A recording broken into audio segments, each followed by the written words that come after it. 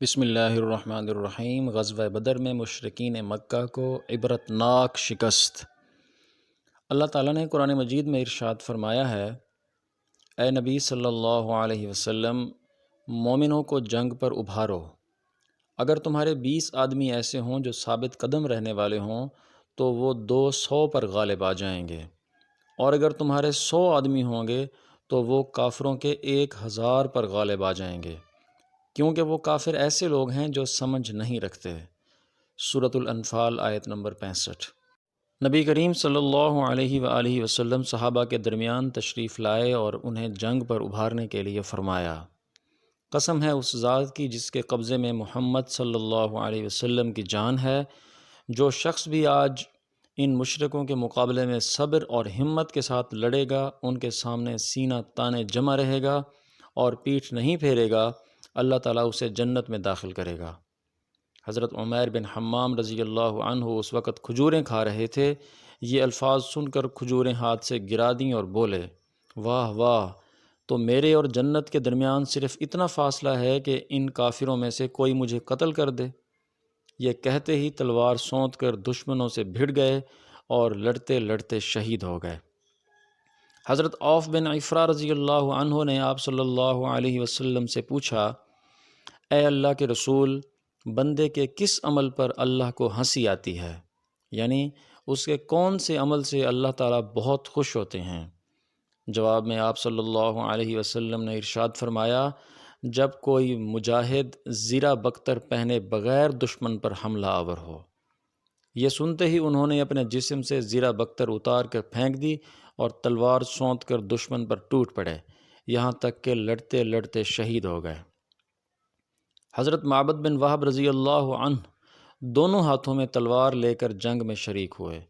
یہ نبی پاک صلی اللہ علیہ وسلم کے ہم زلف بھی تھے، یعنی ام المومنین حضرت سودا رضی اللہ عنہا کی بہن کے خاوند تھے۔ جنگ کے دوران حضور نبی کریم صلی اللہ علیہ وسلم نے ایک مٹھی کنکریوں کی اٹھائی اور مشرکوں پر پھینک دی۔ ایسا کرنے کے لیے حضور نبی کریم صلی اللہ علیہ وسلم کو حضرت جبرائیل علیہ السلام نے کہا تھا۔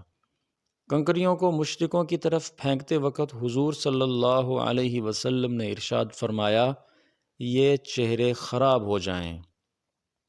ایک روایت کے مطابق یہ الفاظ آئے ہیں، اے اللہ، ان کے دلوں کو خوف سے بھر دے، ان کے پاؤں اکھاڑ دے۔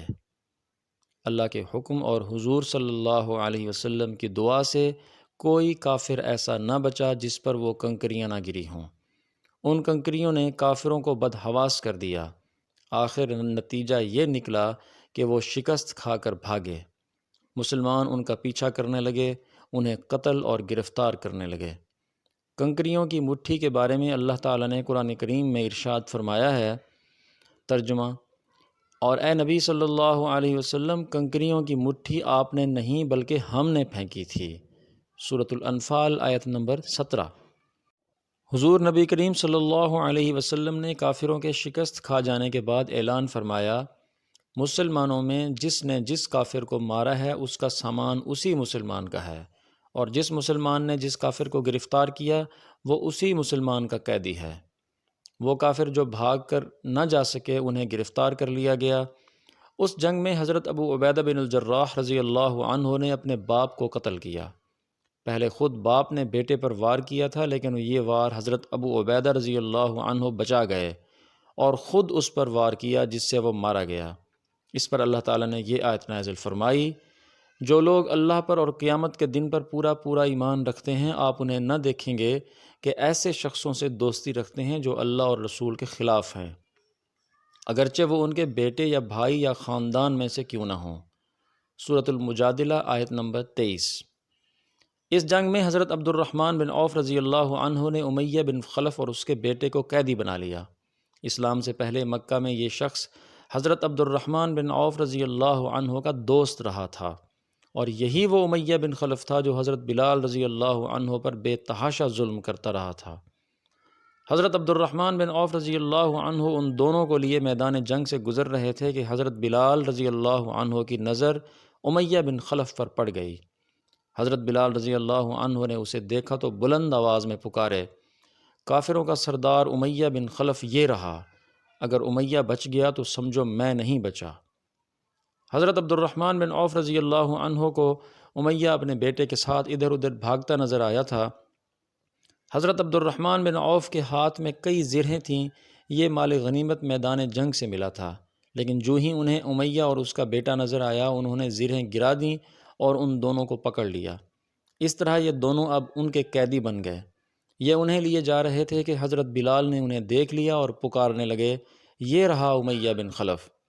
حضرت بلال کے الفاظ سنتے ہی حضرت عبد الرحمن بن عوف نے کہا، لیکن یہ دونوں اب میرے قیدی ہیں۔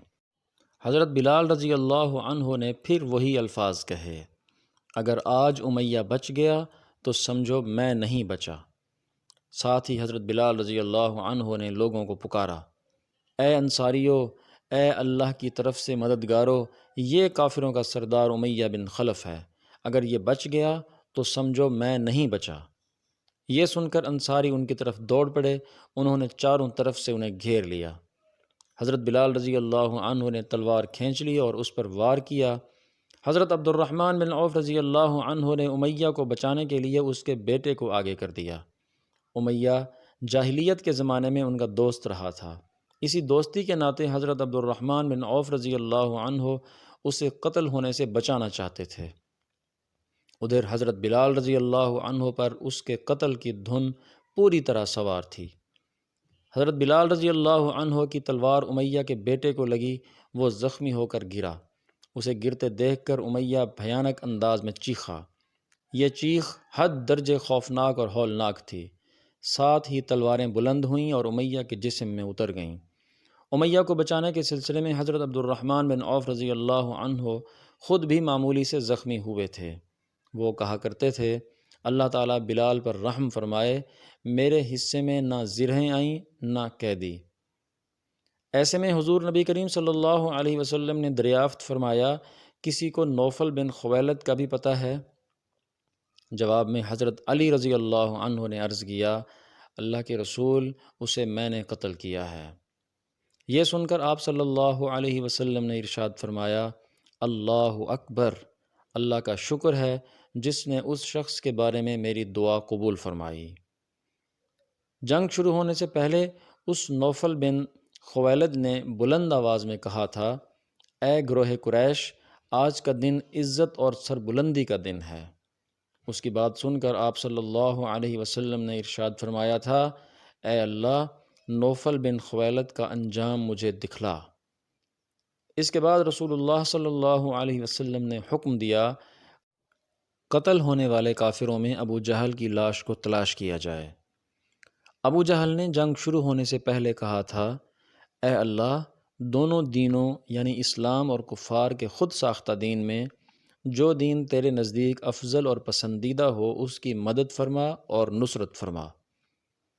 حضرت معاذ بن عمرو جموح رضی اللہ عنہ، جو اس جنگ کے دوران کم سن صحابہ میں شمار ہوتے تھے، کہتے ہیں کہ جنگ کے دوران میں نے دیکھا کہ ابو جہل کو اس کے بہت سے ساتھی حفاظت کے لیے گھیرے میں لیے ہوئے ہیں، اور وہ کہہ رہے تھے، اے ابو الحکم، تم تک کوئی نہیں پہنچ پائے گا۔ ابو الحکم ابو جہل کی کنیت تھی۔ جب میں نے ان کی یہ بات سنی تو ابو جہل کی طرف بڑھا اور اس پر تلوار کا ایک ہاتھ مارا۔ اس وار سے اس کی پنڈلی کٹ گئی۔ ابو جہل کے بیٹے حضرت عکرمہ رضی اللہ عنہ باپ کی مدد کے لیے بڑھے۔ یہ حضرت عکرمہ رضی اللہ عنہ فتح مکہ کے موقع پر مسلمان ہو گئے تھے۔ انہوں نے مجھ پر تلوار کا وار کیا، اس سے میرا بازو کٹ گیا، صرف تھوڑی سی کھال کے ساتھ بازو اٹکا رہ گیا۔ میں جنگ میں مصروف رہا، لیکن لٹکنے والے ہاتھ کی وجہ سے لڑنا مشکل ہو رہا تھا۔ میں تمام دن لڑتا رہا اور وہ بازو لٹکتا رہا۔ آخر جب اس کی وجہ سے رکاوٹ زیادہ ہونے لگی تو میں نے اپنا پاؤں اس پر رکھا اور جھٹکا دے دیا، اس سے وہ کھال بھی کٹ گئی۔ میں نے اپنے بازو کو اٹھا کر پھینک دیا۔ ابو جہل زخمی حالت میں تھا کہ اس دوران اس کے پاس سے معوذ بن عفرہ رضی اللہ عنہ گزرے، انہوں نے اس پر وار کیا۔ اس وار سے وہ گر گیا اور وہ اسے مردہ سمجھ کر آگے بڑھ گئے، لیکن وہ ابھی زندہ تھا۔ حضرت معوذ رضی اللہ عنہ جنگ کرتے کرتے آگے بڑھتے چلے گئے، یہاں تک کہ شہید ہو گئے۔ اتنے میں زخموں سے چور ابو جہل کے پاس سے حضرت عبداللہ بن مسعود کا گزر ہوا۔ انہوں نے اپنا پیر اس کی گردن پر رکھ کر کہا، اے خدا کے دشمن، کیا تجھے خدا نے رسوا نہیں کر دیا؟ اس کے بعد حضرت عبداللہ بن مسعود رضی اللہ عنہ نے اس کا سر تن سے جدا کر دیا۔ پھر حضور نبی کریم صلی اللہ علیہ وسلم کی خدمت میں حاضر ہوئے اور عرض کیا، اے اللہ کے رسول، میں نے ابو جہل کو قتل کیا ہے۔ آپ صلی اللہ علیہ وسلم نے فرمایا، برتری اسی ذات باری تعالیٰ کے لیے ہے جس کے سوا کوئی معبود نہیں۔ آپ صلی اللہ علیہ وسلم نے یہ کلمہ 3 بار ارشاد فرمایا۔ پھر آپ صلی اللہ علیہ وسلم نے ابو جہل کی تلوار حضرت عبداللہ بن مسعود رضی اللہ عنہ کو عطا فرما دی۔ اس خوبصورت اور قیمتی تلوار پر چاندی کا کام کیا گیا تھا۔ بدر کی جنگ میں اللہ تعالیٰ نے فرشتوں کے ذریعے بھی مدد فرمائی تھی۔ ارشاد باری تعالیٰ ہے، یاد کرو جب تم اپنے رب سے فریاد کر رہے تھے تو اس نے تمہاری فریاد کا جواب دیا کہ میں تمہاری مدد کے لیے 1000 فرشتوں کی کمک بھیجنے والا ہوں جو لگاتار آئیں گے۔ سورۃ الانفال آیت نمبر 9۔ اس روز حضرت زبیر بن عوام رضی اللہ عنہ نہایت سرفروشی سے جنگ لڑے تھے۔ ان کے جسم پر بہت بڑے بڑے زخم آئے تھے۔ اس جنگ میں حضرت عکاشہ بن محصن رضی اللہ عنہ کی تلوار لڑتے لڑتے ٹوٹ گئی تو حضرت صلی اللہ علیہ وسلم نے انہیں کھجور کی ایک چھڑی عنایت فرمائی۔ وہ چھڑی ان کے ہاتھ میں آتے ہی معجزاتی طور پر ایک چمکدار تلوار بن گئی۔ حضرت عکاشہ رضی اللہ عنہ اس تلوار سے لڑتے رہے یہاں تک کہ اللہ تعالیٰ نے مسلمانوں کو فتح عطا فرما دی۔ اس تلوار کا نام عون رکھا گیا۔ یہ تلوار تمام غزوات میں حضرت عکاشہ رضی اللہ عنہ کے پاس رہی اور اسی تلوار سے وہ جنگ کیا کرتے تھے۔ ان کے انتقال کے بعد یہ تلوار ان کی اولاد کو وراثت میں ملتی رہی، ایک سے دوسرے کے ہاں پہنچتی رہی۔ اسی طرح حضرت سلمہ بن اسلم رضی اللہ عنہ کی تلوار بھی ٹوٹ گئی تھی۔ حضور صلی اللہ علیہ وسلم نے انہیں کھجور کی جڑ عنایت فرمائی اور فرمایا، اس سے لڑو۔ انہوں نے جو ہی اس جڑ کو ہاتھ میں لیا وہ نہایت بہترین تلوار بن گئی اور اس غزوہ کے بعد ان کے پاس رہی۔ حضرت خبیب بن عبد الرحمن رضی اللہ عنہ کا بیان ہے کہ ایک کافر نے میرے دادا پر تلوار کا وار کیا۔ اس وار میں ان کی ایک پسلی الگ ہو گئی۔ حضور صلی اللہ علیہ وسلم نے اپنا لعاب دہن لگا کر ٹوٹی پسلی اس کی جگہ رکھ دی۔ وہ پسلی اپنی جگہ پر اسی طرح جم گئی جیسے ٹوٹی ہی نہیں تھی۔ حضرت رافع بن مالک رضی اللہ عنہ کہتے ہیں کہ ایک تیر میری آنکھ میں آ کر لگا، میری آنکھ پھوٹ گئی۔ میں اسی حالت میں حضور صلی اللہ علیہ وسلم کی خدمت میں حاضر ہوا۔